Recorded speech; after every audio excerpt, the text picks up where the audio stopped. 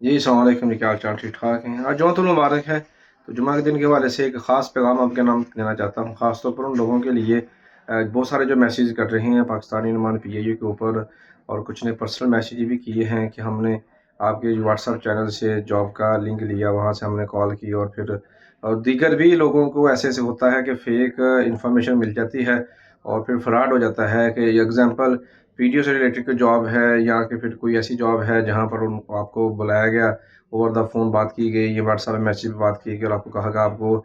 ये काम करना है तो आपको इतने पैसे देने पड़ेंगे, अपना आईडी कार्ड भेजना पड़ेगा, ये करना पड़ेगा, वो करना पड़ेगा। तो आप ऐसे मामले में एहतियात करें, क्योंकि स्कैमर सब जगह पर होते हैं, और जो स्कैम करते हैं जिनका टारगेट होता है कि एक जो बंदा पहले ही मजबूर है, ख़ास तौर पर जब आपके पास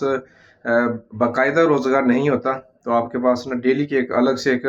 परेशानी जो है ना, वो आपके ऊपर सर के ऊपर मंडला रही होती है, और जिस वजह से आप किसी भी बंदे को, मैं भी हूँ, कोई भी हो सकता है, जब भी कोई परेशानी में होता है तो वो थोड़ा सा घबरा जाता है। जैसे वो घबराता है तो उसका फ़ायदा स्कैमर लेते हैं और फिर ब्लैकमेल करते हैं और तंग करते हैं, और फिर आपके साथ फ्रॉड हो जाता है। अभी 2-3 दिन पहले ही मुझे एक बड़े हमारे करीबी दोस्त ने बताया था, उसके साथ भी 350 मान लीजिए का फ्रॉड हो चुका है। इसी तरह उन्होंने बोला हम आपको वीज़ा दे रहे हैं, हम आपको ये करेंगे, आप ये कर दें, वो कर दें, लेकिन काफ़ी अरसा इंतज़ार करने के बाद जब वहाँ पहुँचे मंज़िल मकसूद पर, जहाँ पर उनको कहा गया था कि यहाँ पे आप काम नहीं करना है, तो वहाँ पे जाकर पता चला कि यहाँ पर ऐसा कोई बंदा है ही नहीं। जो नंबर दिया गया था जिस पे बात हो रही थी,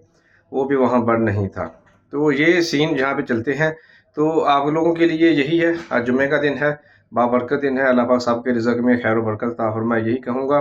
कि आप एहतियात करें, कभी भी किसी को भी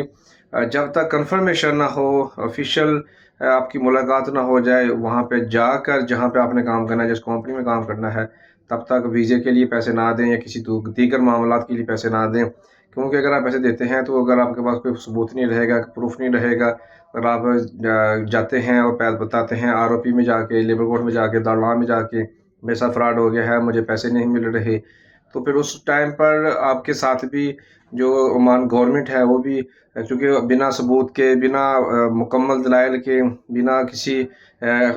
ठोस जो है ना वो नुकात के, आपको वो सपोर्ट नहीं कर पाएंगे। उसकी वजह यही है क्योंकि आपने इलीगली तौर पर आप उनको पैसे दिए होंगे जो कि सोर्सेज क्लियर नहीं होंगे।